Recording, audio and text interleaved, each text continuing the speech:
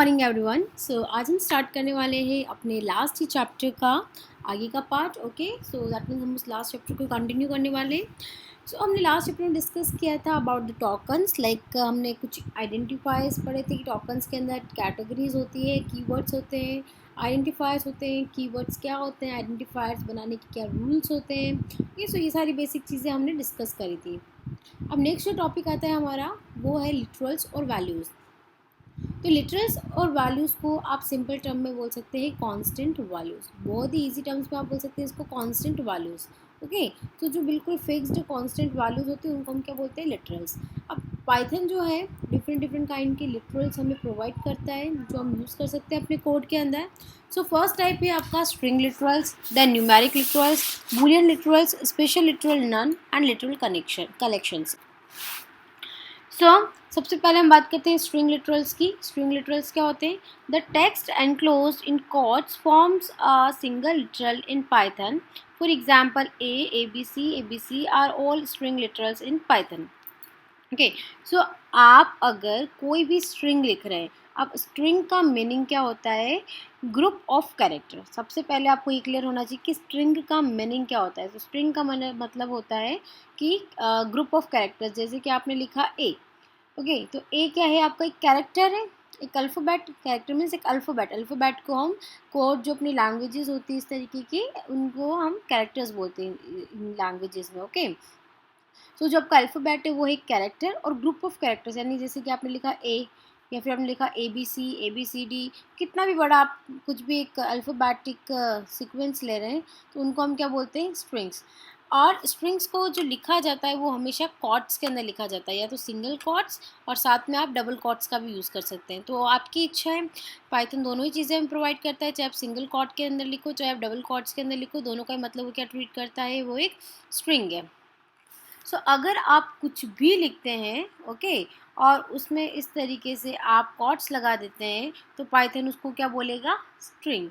Okay, Python में string के कुछ एग्जांपल्स है जो आपको यहाँ दिए हुए हैं। अनलाइक मेनी अदर लैंग्वेजेस, कुछ लैंग्वेजेस है जिनमें डबल कॉट्स को अलाउ नहीं किया जाता है, लेकिन आपको यहाँ पे पाइथन बहुत ही फ्लैक्सिबल होता है, एक बहुत ही फ्लैक्सिबिलिटी प्रोवाइड करता है, जिसकी वजह से हमें डबल या सिंगल कॉट्स में कंफ्यूज होने की ज़रूरत नहीं है। आप कोई भी कॉर्ड यूज़ करेंगे वो एक स्ट्रिंग बन जाएगा।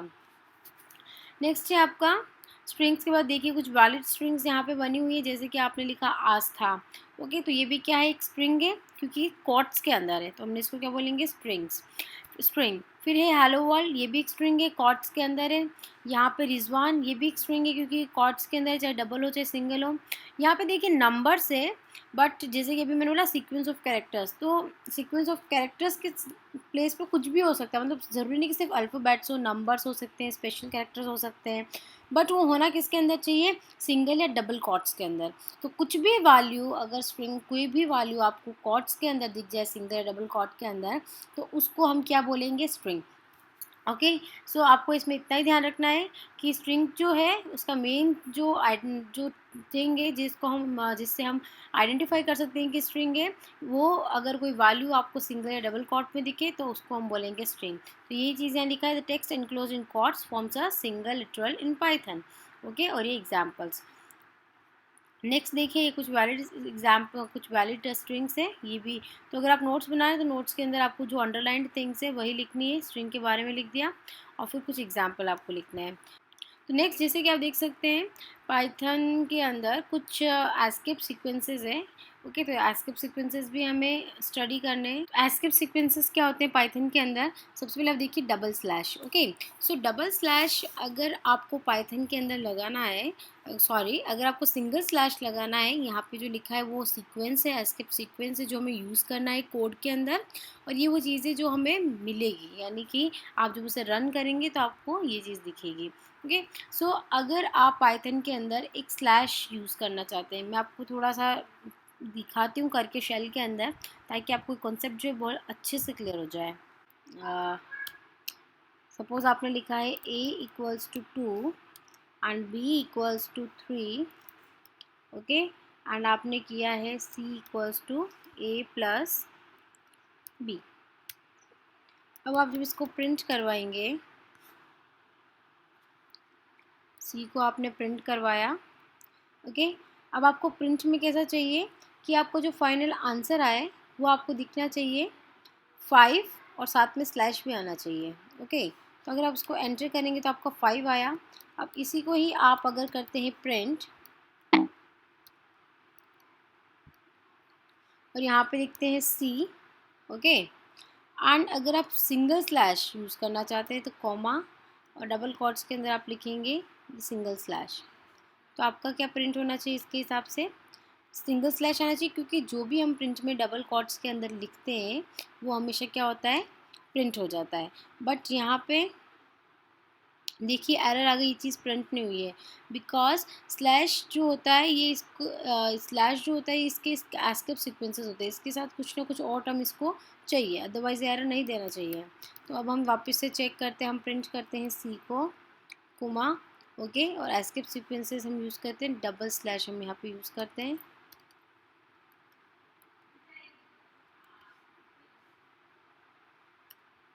ओके, तो आप देखिए 5 एंड स्लैश, तो यही डिफरेंस है।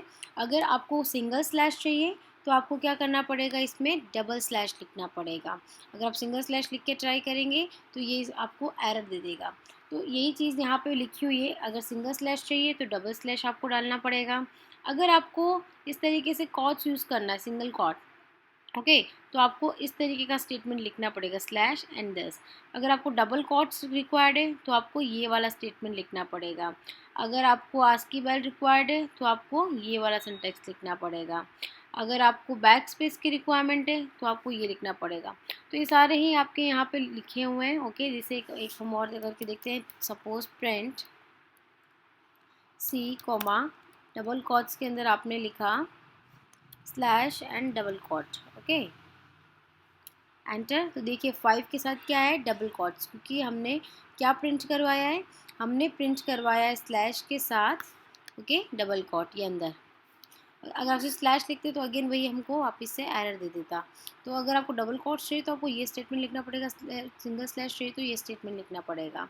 ओके, वैसे ही अगर देखिए बैक स्पेस चाहिए तो हम क्या लिखेंगे, स्लैश बी। ओके, यानी कि अब आपको ये क्या देगा, बैक स्पेस दे देगा। फाइन। सो यही चीज़ें हैं आपकी, आपको ये सारी एस्केप सीक्वेंसेस है, मैंने 3-4 करके दिखाई है। अब आपको क्लियर हो गया होगा कि इसका मीनिंग क्या है। ओके, सो आपको जिसकी रिक्वायरमेंट है, अगर आपको कुछ प्रिंट करवाना है इस टाइप की चीज़ें, लाइक आपको आज की वर्टिकल टैब प्रिंट कराना है, रिटर्न करना है, या फिर हॉरिजॉन्टल टैब है, या एंटर करवाना है, तो न्यू लाइन कैरेक्टर का मतलब होता है एंटर। ओके, एंटर करवाना तो स्लैश देना पड़ेगा। तो सबसे ज़्यादा इसमें जो यूज़ होता है हमारा न्यू लाइन कैरेक्टर यूज़ होता है, तो इसको आपको बहुत ही ज़्यादा अच्छे से ध्यान रखना है। न्यू लाइन कैरेक्टर का मतलब होता है एंटर, हम नेक्स्ट लाइन के अंदर मूव कर जाते हैं स्लैश एन से। ओके, फिर नेक्स्ट है आपका स्ट्रिंग टाइप्स इन पाइथन। अब स्ट्रिंग्स जो हमने अभी डिस्कस करी है, जो कॉर्ड्स के अंदर होती है उसको स्ट्रिंग्स बोलते हैं। पाइथन हमें 2 टाइप की स्ट्रिंग प्रोवाइड करता है, single line strings and multi line strings. Okay, यहाँ पे मैंने अंडरलाइन नहीं किया है, बट आपको ये वाला टर्म भी लिखना है यहाँ से। और इनमें से आप चाहे एस्केप सीक्वेंसेस में से तो 2-3 एग्जाम्पल लिख लीजिएगा, सारे लिखने की ज़रूरत नहीं है। लाइक बैक स्लैश का लिख लीजिए, एक सिंगल कॉट का, एक डबल कॉट का और एक स्लैश एन का। Okay, string types in Python, string types in Python आपको लिखना है यहाँ से टॉपिक डाल के, single and multi line strings. Okay, दोनों चीज़ें लिखनी है। फिर सिंगल लाइन स्ट्रिंग्स के अंदर आपको क्या है, देखिए जो अभी हमने देखा था, हम एक स्ट्रिंग बना रहे हैं, सपोज ABCD, एक ही लाइन के अंदर है वो। ओके, तो उसको हम बोलते हैं सिंगल लाइन स्ट्रिंग। अगर मैं मल्टीपल लाइन्स में उसको डालना चाह रही हूँ, जैसे कि यहाँ पे देखिए, अगर मैं एक साथ लिखती थी हेलो आई एम हियर, तो और उसको मैंने किसी वेरिएबल के अंदर डाला, तो हेलो आई एम हियर वो एक ही लाइन में, तो कोई प्रॉब्लम नहीं है, वो एक ही स्ट्रिंग फिट हो जाएगा। लेकिन आपकी स्ट्रिंग एक बहुत बड़ी, कम से कम 5-6 लाइन की या फिर 2 लाइन की। ओके, तो आप क्या करेंगे, ये नेक्स्ट लाइन में जब जा रहा है, मल्टी लाइन में जा रहा है, तो आपको सेम जो आपके स्टेप्स है वो अगर फॉलो करना चाहेंगे सिंगल लाइन वाले, तो यहाँ पे वो इनवैलिड दिखाएगा। तो मल्टी लाइन के लिए कुछ ये अलग टर्म्स यूज़ करता है। जैसे कि आप देखिए, अगर मैं यहाँ पे लिखती हूँ, कोई वेरिएबल लिया है मैंने एफ इक्वल्स टू, अगर मैं यहाँ पे देती हूँ एफ़ के अंदर, वेरिएबल का मतलब होता है हम इसके अंदर डाल रहे हैं, मेमोरी के अंदर जाके एफ़ नाम की एक स्पेस क्रिएट हो जाएगी, एक ब्लॉक क्रिएट होगा जहाँ पे एफ़ नाम होगा, और एफ़ नाम के अंदर आपका जो आप वैल्यू दे रहे हो वो स्टोर्ड होगा। ओके, तो यहाँ पे जैसे कि आपका घर है ना, तो आपका एड्रेस आपको अगर कोई ढूंढना चाहेगा तो कैसे ढूंढेगा, आपके एड्रेस के थ्रू ढूंढेगा। वैसे ही जो वैल्यू होती है उनका भी कोई ना कोई मेमोरी के अंदर एक एड्रेस होता है, उसी एड्रेस के थ्रू हम उनको ढूंढ के लाते हैं। तो मैं यहाँ पे सपोज दे रही हूँ हेलो वर्ल्ड। ओके, तो ये कौन है, जैसे आप हो। ओके, और आप कहाँ रहते हो, अपने घर के अंदर, आपका घर वाला आपका एड्रेस हुआ। तो इसके लिए भी मेमोरी के अंदर क्या होगा, एफ़ जो है इसका एड्रेस है। तो जब भी हमें हेलो वर्ल्ड को ढूंढना है तो हम एफ़ को कॉल करेंगे, तो हेलो वर्ल्ड भी उसके साथ आ जाएगा, है ना। तो ये इसके अंदर होता है मेमोरी के अंदर वेरिएबल का meaning. F equals to hello world मैंने यहाँ पे डलवाया है, एंटर। अब मुझे हेलो वर्ल्ड को ढूंढना, मेरा लिखूंगी एफ़, तो देखिए मेरा हेलो वर्ल्ड आ गया है। तो ये तो हमारा single string, single line string, यानी एक ही लाइन में हमने एक स्ट्रिंग बनाई थी। अब मुझे क्या करना है कि वेरिएबल ई के अंदर कोई नया वेरिएबल मैंने लिया है, उसके अंदर मैं देना चाह रही हूँ हेलो। ओके, अब मुझे नेक्स्ट लाइन के अंदर वर्ड लिखना है। तो जैसे आप एंटर करेंगे, मैंने एंटर किया नेक्स्ट लाइन में आने के लिए, क्योंकि मेरा मल्टी लाइन में चाह रही हूँ कि मेरा स्ट्रिंग 2 या 3 लाइन में आए। ओके, तो ये एरर दे देगा, क्योंकि नेक्स्ट लाइन में जब तक नहीं जाए तब तक हम डबल कोट लगाते हैं, हमारा सिंगल स्ट्रिंग बन जाएगा। तो आपको अगर मल्टी लाइन स्ट्रिंग्स यानी मल्टीपल लाइन्स में भी आपको स्ट्रिंग लिखनी है, तो आपको क्या करना पड़ेगा, मल्टी लाइन स्ट्रिंग का कॉन्सेप्ट यूज़ करना पड़ेगा। और मल्टी लाइन स्ट्रिंग का कॉन्सेप्ट क्या होता है कि आपका जो लास्ट जो आपने लिखा है उसके बाद क्या लगा दीजिए, एक सिंगल स्लैश लगा दीजिए। तो देखिए, जैसे कि हमें जो चाहिए था हम वापस करते हैं, e equals to quotes hello. अब यहाँ पे एंटर करने की बजाय एक हम लगाएंगे स्लैश और फिर करेंगे एंटर। तो देखिए एरर नहीं आएगी, अभी इसको अपने को आगे लिखने की बात पूछ रहा है। वर्ड करके हमने डबल कॉट लगाया। अब आप एंटर करेंगे और ई प्रेस करवाएंगे, ई प्रिंट करवाएंगे, तो हेलो वर्ल्ड देखिए एक साथ आ गया। ओके, सो एक साथ आने के लिए उस स्ट्रिंग को अगर आप मल्टीपल लाइंस में डलवा रहे हैं तो आपको स्लैश की हेल्प से उसको आगे से आगे लाइन में बढ़ाना पड़ेगा। और सिंगल में ये तो कोई प्रॉब्लम ही नहीं है। तो आपको आई होप कॉन्सेप्ट क्लियर हुआ होगा सिंगल लाइन स्ट्रिंग का एंड मल्टी लाइन स्ट्रिंग का। नेक्स्ट है आपका, देखिए, तो सिंगल लाइन स्ट्रिंग में आपको सिर्फ इतना ही लिखना है, इसका definition and this example, fine. और मल्टी लाइन स्ट्रिंग में देखो अंडरलाइन किया हुआ है, तो उतना ही आपको लिखना है विद दिस एग्जाम्पल, फाइन। और ये जो डायग्राम्स बने हो ये आपको करने की ज़रूरत नहीं, क्योंकि ये मैं आपको ऑलरेडी करके दिखा रही हूँ, ये आपको कहीं भी लिखने की ज़रूरत नहीं है। नेक्स्ट है आपका साइज ऑफ स्ट्रिंग्स। अब स्ट्रिंग के अंदर हमने देखा है स्ट्रिंग कैसे बनाते हैं, सिंगल स्ट्रिंग होती है, मल्टीलाइन स्ट्रिंग होती है। अब है स्ट्रिंग की साइज़। ओके, तो अगर आपने कोई बड़ी सी स्ट्रिंग लिखी, सपोज 1000 लाइन की कोई बड़ा सा स्टेटमेंट आपने लिखा है और उसको किसी वेरिएबल के अंदर डलवा दिया है, अब आपको क्या करना है, उसका साइज़ पता करना है, यानी उसकी लेंथ क्या है। टोटल उसके अंदर लेंथ का मतलब टोटल उसके अंदर अल्फ़ाबेट्स या कैरेक्टर्स कितने हैं। तो कैरेक्टर्स कितने ये पता करने के लिए आप अगर उसको सिंपली 1000 है तो आप 1 2 3 एक एक काउंट करने बैठोगे तो कितना टाइम टेकिंग प्रोसेस होगा। तो उसके लिए हमें स्ट्रिंग क्या करता है, एक बहुत सिंपल सा एक छोटा सा फंक्शन प्रोवाइड करता है। ओके, फंक्शंस के बारे में डिटेल में आगे पढ़ेंगे, बट थोड़ा सा हम देखते हैं कि एक फंक्शन हमें प्रोवाइड करता है, एक ऐसी चीज़ हमें प्रोवाइड करता है जिसके थ्रू हम just with in a few second, एक के मतलब बहुत ही कम टाइम में किसी भी बड़ी स्ट्रिंग का लेंथ पता कर सकते हैं। Okay, so Python determines the size of the string as the count of characters in the string. So characters को जो काउंट होता है उसी को ये साइज बोलता है। अब यहाँ पे जैसे ए बी सी, तो ए बी सी का साइज़ कितना है, या तो हम सिंपल छोटा सा हम इसको काउंट कर सकते हैं 1 2 3, तो इसका क्या वैल्यू हुआ 3। यहाँ पे इसकी साइज़ कितनी 1 2 3 4 5, तो इसका साइज़ कितना हो गया 5। तो छोटा होगा तब तो हम भी काउंट कर ही सकते हैं, लेकिन बड़ा होगा उस केस में हम किसका यूज़ करेंगे, लेंथ फंक्शन का।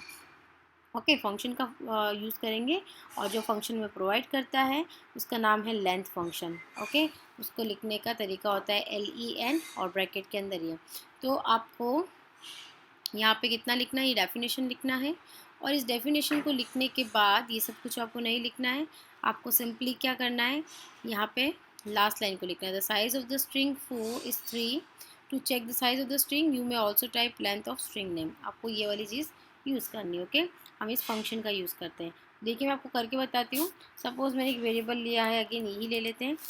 ओके, ई के अंदर मैं बहुत बड़ा कोई स्टेटमेंट डाल देती हूँ, कुछ भी लिख देती हूँ। ओके, भी लिख देते हैं, इसको नेक्स्ट लाइन में भी ले लेती हूँ। Okay, and then double quotes, enter किया हमने। अब अगर मैं लिखती हूँ, अब मुझे ई लिखती हूँ सिंपली ई, तो मुझे ई के अंदर जो भी वैल्यू उसको दे देगा कि ई के अंदर आपने ये डाला। ई मतलब इसका क्या एड्रेस, मैंने इसके एड्रेस को डाला तो इसकी वैल्यू इसने ला के दे देगी, इस एड्रेस पे ये वैल्यूज़ है। ओके, अब मेरे को चाहिए इसकी लेंथ, अगर या तो मैं ये करूँ अपने टर्म्स में 1 2 3 4 काउंट करें, तो ये बहुत टाइम टेकिंग प्रोसेस होगी क्योंकि इतनी सारी वैल्यूज़ है, इतने सारे यहाँ पे अल्फ़ाबेट्स कैरेक्टर्स है। तो हम क्या करेंगे, सिंपली लिखते हैं लेंथ ऑफ, तो लेंथ का फंक्शन होता है LEN, सिर्फ LEN लिख के साथ में ब्रैकेट, और ब्रैकेट के अंदर आपको जिसकी लेंथ निकालनी है, लेंथ इसकी निकालनी हो रही है किसके अंदर है, ई के अंदर, तो आप सिंपली लिखिए ई, यानी जो ई है उसके अंदर जो भी वैल्यू है उसकी लेंथ, ओके, और आप एंटर करिए तो कितनी ही 87, यानी इसके अंदर ये जो कैरेक्टर्स है ये 87 होने वाले हैं। ये ध्यान रखिएगा, कैरेक्टर्स हमने स्टार्टिंग में ही पढ़े थे। कैरेक्टर्स का मतलब होता है पाइथन में कुछ भी, अल्फ़ाबेट हो सकता है, नंबर हो सकता है, कोई स्पेशल कैरेक्टर हो सकता है, आपकी स्पेस हो सकती है, सबको वो कैरेक्टर्स बोलता है। और लेंथ जब कैलकुलेट होती है सारे कैरेक्टर्स को काउंट होता है, यानी ये जब 1 2 3 इनको काउंट किया होगा, इसने स्पेस को भी काउंट किया होगा, ओके, तो स्पेस को भी ये काउंट करता है। एक हम सिंपल लेके देखते हैं, लेंथ ऑफ एफ़ लेके, क्योंकि एफ़ क्या था देखिए अपने आप यहाँ आ जाएगा। एफ़ अभी हमने थोड़ी देर पहले पढ़ा था 11, एफ़ क्या था हमारा, एफ़ के अंदर हमारा था हेलो वर्ल्ड, ओके। सो देखिए आप इसको क्रॉस चेक कर लीजिए, 1 2 3 4 5, ये स्पेस को भी करेगा 6 7 8 9 10 और ये 11, इसलिए इसने लेंथ क्या रिटर्न करी हमें 11, ओके। सो ये है हमारा लेंथ फंक्शन, यानी किसी स्ट्रिंग का लेंथ निकालने के लिए हमें सिर्फ LEN और ब्रैकेट के अंदर उस वेरिएबल उसका एड्रेस लिखने की ज़रूरत है, उसके अंदर जो भी वैल्यू उसकी लेंथ हमें मिल जाएगी। नेक्स्ट है आपका न्यूमेरिक लिटरल्स। न्यूमेरिक लिटरल्स यहाँ तक मतलब हम लिटरल्स में ही चल रहे थे, हमने स्ट्रिंग लिटरल्स पढ़ा, ओके। सो स्ट्रिंग लिटरल्स में यानी कांस्टेंट वैल्यू जो हम दे सकते हैं वो कोई सी भी टाइप की स्ट्रिंग हो सकती है, उस स्ट्रिंग्स हमने देख लिया किस किस तरीके से हम बना सकते हैं। इसी तरीके से जो एक और लिटरल होता है न्यूमेरिक लिटरल्स, न्यूमेरिक का मतलब न्यूमेरिकल वैल्यू। अब न्यूमेरिकल वैल्यू आपकी किस किस फॉर्म में हो सकती है, सिंपल न्यूमेरिक वैल्यू हमारी इंटीजर हो सकती है, इंट लिखा हुआ है INT, फ्लोट हो सकता है FLOAT, एंड हमारा कॉम्प्लेक्स भी हो सकता है। इस 3 टाइप के नंबर हमें प्रोवाइड करता है, सिंपल मैथ्स में भी ये नंबर्स होते हैं, ओके। सो न्यूमेरिक लिटरल्स में भी 3 चीज़ें, int float and complex. Int जो होते हैं हमारे इंटीजर टाइप्स होते हैं, फ्लोट्स हमारे डेसिमल वैल्यूज होती है, कॉम्प्लेक्स में पता ही है A+BJ की फॉर्म में, A+B आयोटा की फॉर्म में, ओके। और आयोटा की वैल्यू क्या होती है √(-1), ये हमारी मैथ्स में जो हमने पढ़ा है वही है। अब इंटीजर लिटरल्स के अंदर आपको देखना है, आपको यहाँ पे इंटीजर लिटरल्स के लिए यहाँ से लेके इंटीजर लिटरल्स से लेके कांस्टेंट तक अपने नोट्स के अंदर लिखना है। और उसके बाद आप देखिए ये भी लिखना है जिस पर टिक लगा हुआ है, integer literals, integer float and complex में भी हम इंटीजर लिटरल्स के बारे में बात करें। इंटीजर लिटरल्स यहाँ पे होते हैं आपके 4 टाइप के, decimal, octal, hexadecimal, sorry 3 type के, decimal, octal and hexadecimal. Decimal मतलब सिंपल जो डेसिमल वैल्यूज़ होती है, आपने 10th में पढ़ा होगा नंबर कन्वर्जन्स के बारे में, इस टाइप की जो वैल्यूज़ होती है डेसिमल इंटीजर्स होते हैं। इस टाइप से जो होते हैं वो ऑक्टल इंटीजर्स होते हैं, और जो एक्स और इसके फॉर्म में होते हैं वो हेक्साडेसिमल्स होते हैं। तो इन सबको भी हम पाइथन के अंदर यूज़ कर सकते हैं। फिर आपको floating point literals, floating point literals का मतलब होता है आपके पॉइंट में वैल्यूज़, है ना, जैसे 2.0 17.5 ये सारे। तो आप पॉइंट वैल्यूज़ भी ले सकते हैं, जब आप पॉइंट वैल्यूज़ को ले रहे हैं किसी वेरिएबल के अंदर तो हम उसको बोलेंगे फ्लोटिंग पॉइंट लिटरल्स हम असाइन कर रहे हैं। अगर हमको इस टाइप की इंटीजर वैल्यू ले रहे हैं तो हम बोलेंगे कि इंटीजर लिटरल असाइन कर रहे हैं। अगर हमको डबल कॉट्स के अंदर लेंगे तो उसको हम क्या बोलेंगे, स्ट्रिंग टाइप का लिटरल हम असाइन कर रहे हैं, है ना, किसी वेरिएबल को। और ये आपका जो डेसिमल भी 2 टाइप से लिख सकते हैं, एक तो अभी हमने देखा था पॉइंट के साथ में, ओके, और दूसरा क्या हो सकता है एक्सपोनेंट के फॉर्म में भी हो सकता है, लाइक 2.00 2.30000000 ऐसे बहुत सारे जीरोस हैं, तो हम 2.3 इंटू 10⁻³ उतने ज़ीरो भी लिख सकते हैं, तो एक्सपोनेंट फॉर्म भी हमें प्रोवाइड करता है। ये जो है यहाँ पे कुछ इनवैलिड रियल लिटरल से इनवैलिड क्यों, क्योंकि यहाँ पे कोई डेसिमल नहीं है, ये डिवाइड की फॉर्म में है, यहाँ पे कोमा आ गया जो नहीं आना चाहिए, यहाँ भी कोमा आ गया जो नहीं आना चाहिए, तो इनवैलिड है, ओके। इस तरीके से आप नहीं लिख सकते, आपको सिंपली बिना कोमा के और विद एटलीस्ट 1 डेसिमल आपको यूज़ करना, और इस फॉर्म में आप नहीं लिख सकते हो लिटरल्स को, डेसिमल के, सॉरी उनके रियल के लिटरल्स को, फ्लॉट के लिटरल्स को। तो ये आपका एक्सपोनेंट फॉर्म में भी प्रोवाइड करता है, लाइक 0.5 इंटू 10⁻⁴, इस फॉर्म में भी आप लिख सकते हैं। उसके बाद है नेक्स्ट आपका boolean literals. So boolean literals जो होते हैं पाइथन के अंदर, they use to represent one of the 2 boolean values, that is true boolean and false boolean. So boolean का अगर आपने नाम सुना है 9th 10th क्लास में, बूलियन का बेसिक मीनिंग होता है, बूलियन सिर्फ जैसे लिटरल्स में हमने पढ़ा न्यूमेरिक, तो न्यूमेरिक वैल्यूज़, फ्लोट के अंदर हमारा डेसिमल टाइप की पॉइंट वाली वैल्यूज़, स्ट्रिंग के अंदर हमारा कॉट्स वाली, तो वैसे बूलियन के अंदर हमको सिर्फ 2 टाइप की वैल्यू में एंटर कर सकते हैं, या तो लिख सकते हैं ट्रू या लिख सकते हैं फॉल्स। ओके, तो अगर हम किसी में वैल्यू ऐसा दे रहे हैं इक्वल्स टू ट्रू, यानी ट्रू को मैं ए के अंदर असाइन कर रही हूँ, तो इसका मतलब क्या है, वो बूलियन टाइप का लिटरल है। तो बूलियन में हमसे दो चीज़ें दे रहे हैं, ट्रू एंड फॉल्स।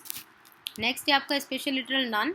नन क्या होता है, जब हमको कोई वेरिएबल बनाया है और उस वेरिएबल में मुझे पता है कि उस वेरिएबल मतलब एक एड्रेस हो गया, जैसे मैंने भी आपको हाउस वाला एग्जांपल दिया था, और मैंने एक ए वेरिएबल है, मुझे उसको फ्यूचर में पता है कि अपने कोड के अंदर लास्ट में यूज़ करने का आएगा, तो मैं उसको यूज़ करना चाहूँगी, बट मुझे इसमें स्पेस भी मेमोरी के अंदर ऑक्यूपाई करके रखना है। इसका स्पेस मैं अभी बना के रख लूँ लेकिन यूज़ बाद में करूँगी। ओके, तो मैं क्या करूँगी, उसमें नन दे दूँगी, तो क्या होगा, मेमोरी के अंदर एक घर आपका हाउस जैसे होता है, तो वेरिएबल का मेमोरी के अंदर स्पेस तो क्रिएट हो जाएगा उस ब्लॉक के साथ, लेकिन उसके अंदर कोई वैल्यू नहीं पड़ी होगी। आपको जब भी वैल्यू डालनी है तो आप इन फ्यूचर भी उसके अंदर कोई वैल्यू इंसर्ट कर सकते हैं। ओके, तो बस ये हमारे कोड में आगे की प्रोसेस के लिए हमारे, जैसे कि मैंने यहाँ पे लिखा y equals to none. Okay, y equals to मैंने लिख दिया है यहाँ पे NONE, नन। फाइन, अब यहाँ पे जब मैं इसको एंटर करती हूँ, ठीक है, यानी कि y जो है मेमोरी के अंदर जाके एक ब्लॉक आपका बन गया है, क्रिएट हो गया है, लेकिन उसके अंदर कोई वैल्यू नहीं है। अब आप इसको प्रिंट भी करवाएं या आपने यहाँ पे कुछ भी लिखेंगे तो कुछ नहीं आएगा, क्योंकि इसके अंदर हमारे पास क्या है, कुछ भी नहीं, नन है, इसके अंदर खाली है। अब मैंने क्या किया, y के अंदर कुछ वैल्यू प्रिंट करवा दी 34, ये इंटीजर टाइप की वैल्यू प्रिंट करवा दी। अब मैं कर रही हूँ प्रिंट y को। ओके, तो ये जब इसको मेमोरी मिल गई है, ये क्या करेगा, वहाँ पे y पे जाके 34 को डाल देगा जब भी आपको डालने का मन कर रहा है। सो नन एक स्पेशल टाइप है जिसको हम इंस्टेंटली कोई वैल्यू नहीं देना चाह रहे, क्योंकि हमें याद नहीं आ रहा, बट हम बाद में देना चाहेंगे, तो ये उसको नन दे के एक बार के लिए छोड़ सकते हैं। तो ये आपके सारे लिटरल्स हो गई कंप्लीट। नेक्स्ट क्लास में हम कुछ ऑपरेटर्स वगैरह के बारे में डिस्कस करेंगे। Thank you so much, till then stay healthy, stay happy and stay home.